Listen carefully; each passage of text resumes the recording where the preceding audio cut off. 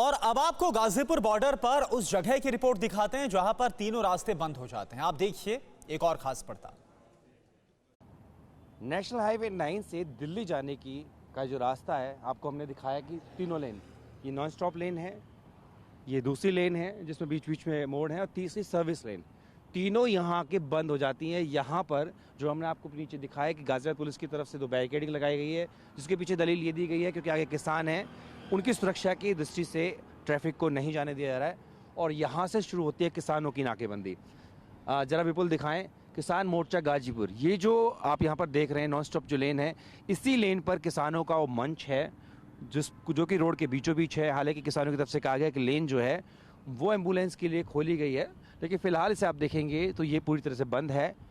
और सामने जब आप देखेंगे तो वहाँ पर गाजियाबाद पुलिस के बैरिकेड ज़रूर लगे हुए हैं, लेकिन वहाँ पर गाजियाबाद पुलिस के जवान भी होते हैं, साथ ही साथ किसान भी जो हैं वो बैठे होते हैं। और यहाँ से केवल आंदोलन से जुड़े हुए जो लोग हैं उन्हीं को जाने की इजाज़त दी जाती है। यानी कि अगर बात करें, ये चौथा अवरोध है। अगर NH 9 से आप दिल्ली जाना चाहेंगे तो चौथा अवरोध है।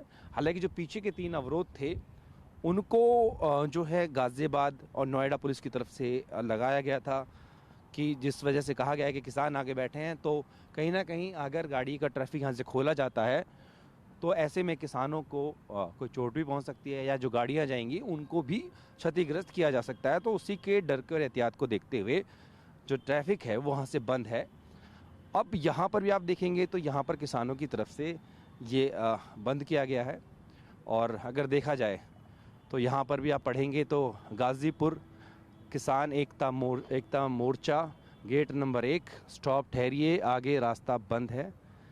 और आइडेंटिटी आप दिखाएंगे, आंदोलन से पहचान देंगे तो ही आप आगे जा सकते हैं।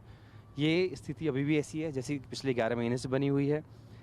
यहाँ पर जब किसान मोर्चा से जुड़े जो लोग हैं, जिनकी वॉलंटियर्स की यहाँ ड्यूटी होती है, वो जब यहाँ से आपकी आइडेंटिटी चेक करने के बाद जाने देंगे आपको, तभी आप आगे जा सकते हैं। लेकिन आप देख रहे होंगे तो सामने टेंट्स जो हैं वो दिख रहे हैं, और ये तकरीबन 1.5 किलोमीटर का पूरा फासला है जहाँ पर वो दिल्ली पुलिस ने बैरिकेडिंग लगाई थी।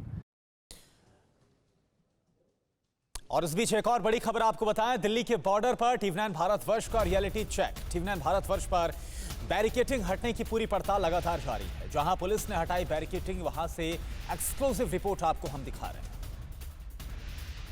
दिल्ली की सीमा में घुस चुके हैं, और यहाँ पर अगर आप देखेंगे तो पुलिस की तरफ से हालांकि सुरक्षा के काफ़ी इंतजाम ज़रूर किए गए हैं, क्योंकि मसला ये है कि जो किसान हैं वो कह रहे हैं कि वो दिल्ली जाएंगे, उसको देखते हुए यहाँ तमाम सुरक्षा बंद के बंदोबस्त जो हैं वो किए गए हैं, और ये बैरिकेडिंग है। फिलहाल हम दिल्ली में घुस चुके हैं। यानी कि जो दिल्ली पुलिस की तरफ से दावा किया जा रहा है कि उनकी तरफ से ये रास्ता बंद नहीं है, वो ठीक नज़र आ रहा है, क्योंकि दिल्ली पुलिस यहाँ पर वाहनों को जाने से नहीं रोक रही है। अगर कोई इधर से आना चाहता है तो दिल्ली पुलिस उसे जाने दे रही है।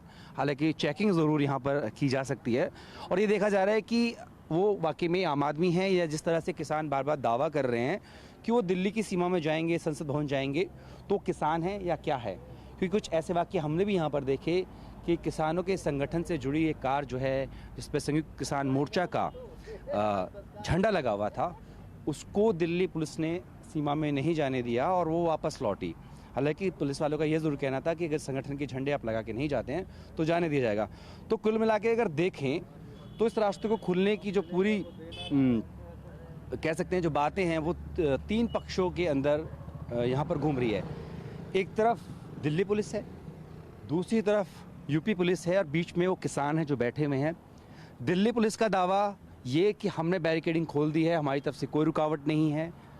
गाजियाबाद और नोएडा पुलिस यानी कि जो यूपी पुलिस है, उसका ये कहना है कि जो उन्होंने बैरिकेडिंग की हुई है केवल इसलिए की है कि बीच में तकरीबन 1.5 किलो से 2 किलोमीटर के बीच का स्ट्रेच है, वहाँ किसान बैठे हुए हैं उनकी हिफाजत के लिए, कि अगर वो ट्रैफिक खोल देते हैं तो आगे जाके कोई दुर्घटना घट सकती है।